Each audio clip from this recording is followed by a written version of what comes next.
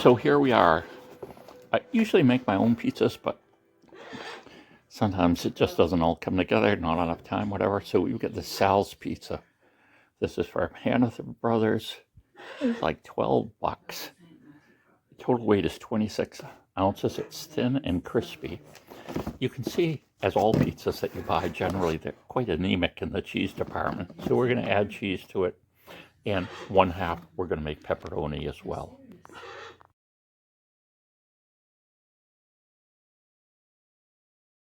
So you can see there's spots we can see right down to the sauce easily. Here's how thick the crust is. So, you know, cheese is one of the more expensive, or the expensive ingredient.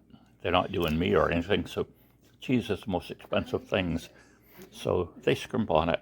So we're going to be adding some of our 4 cheese mix, and we're going to be adding on one half some Hormel pepperoni original. I'll be back. So now this is how it should have looked as far as the cheese was involved. You just shouldn't see bare spots. So here's what it's going to look like when it goes into the oven. What do we get here? 425, only 8 to 10 minutes. It's vary slightly from oven to oven. Basically what I tend to do, of course you're looking at the top too, but you lift it up and see what it looks on the bottom. Now this is different in that this is basically a cooked crust.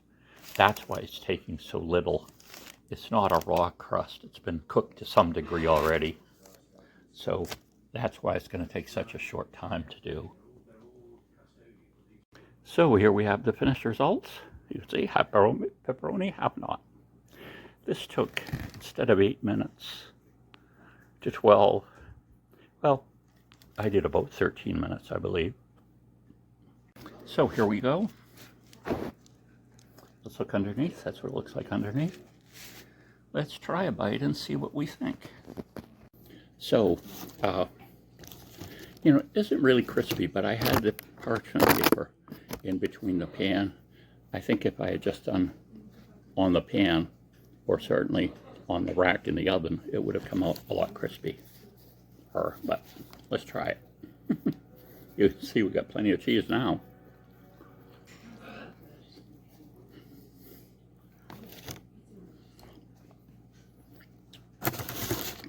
It's good. Not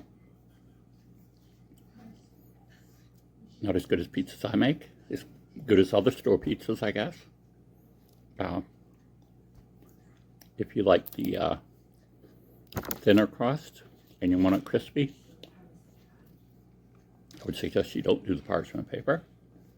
But I do think it needed that extra bit of cheese. Another thing you can do with these is you just cut up onions and green pepper. This is being cooked for such a short period of time though.